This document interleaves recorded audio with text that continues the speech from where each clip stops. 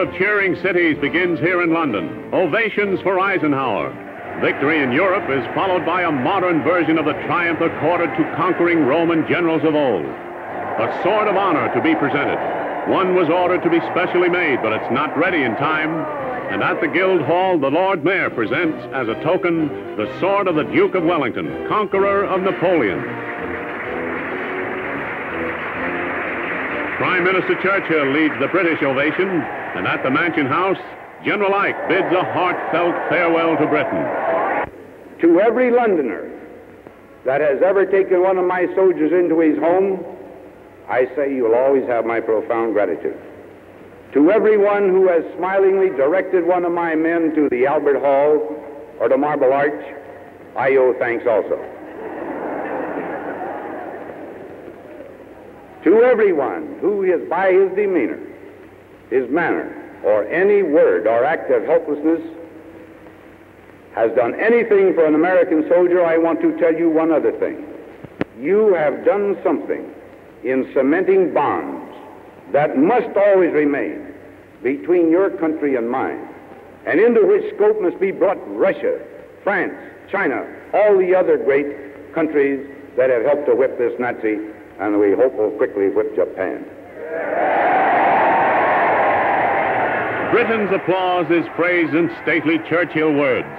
Ladies and gentlemen, you have just seen and listened to the words of a great commander,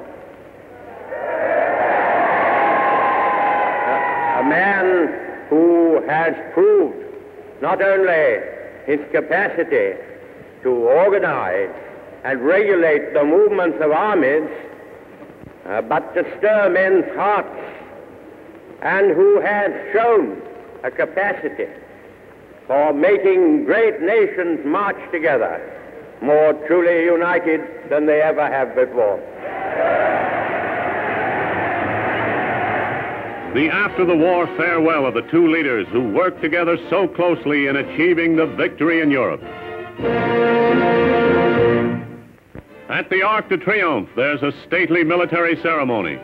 France, liberated by Allied armies, pays homage to the Supreme Allied Commander. He comes to Paris to be decorated by General de Gaulle with the Medal of Liberation and the traditional kiss on both cheeks. A wreath on the tomb of the unknown soldier where the eternal light burns.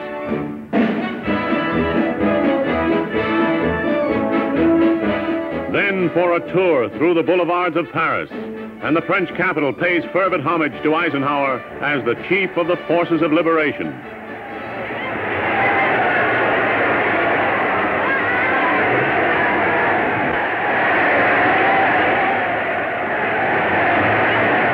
In the European war, he was more than a strategist who directed successful battles. He knew how to guide nations in concerted effort and to rally people to the cause of freedom, and as such, he is hailed.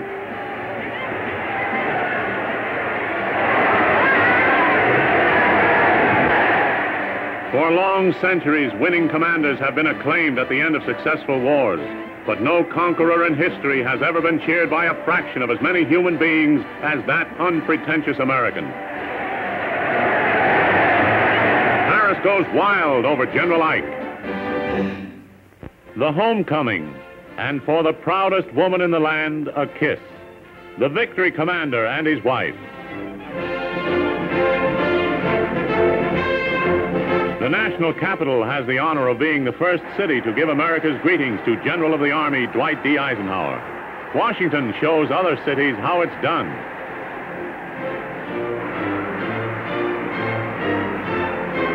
Add this to the record of historic homecoming ovations given to victory commanders of the past.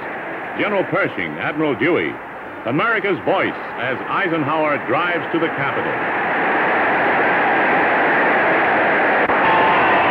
The general surrounded by camera cars, eagerness to provide a full and vivid film record of American welcome to the commander in the Western Front defeat of the nation's dangerous and savage enemy, the Nazi.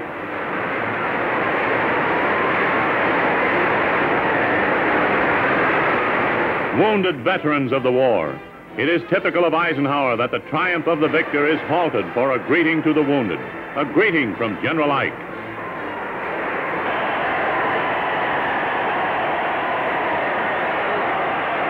The climax is an appearance before a joint session of Congress, and in an address to the national legislature, Eisenhower tells what the victory means to him and to the armies he commanded.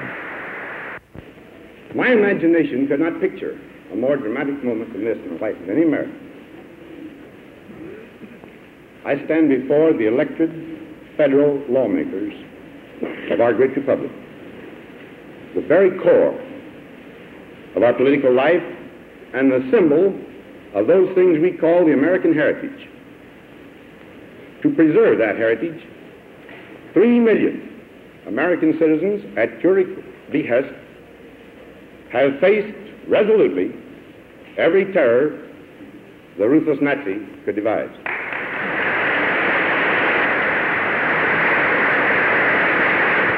The soldier knows how grim and black was the outlook for the Allies in 1941 and 1942.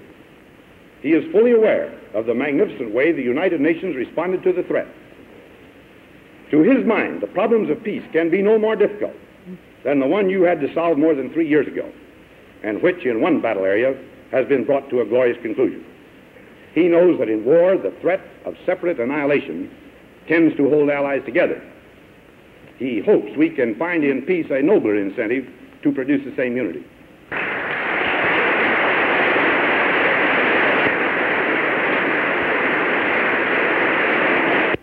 President Truman presents an oak leaf cluster to the Distinguished Service Medal.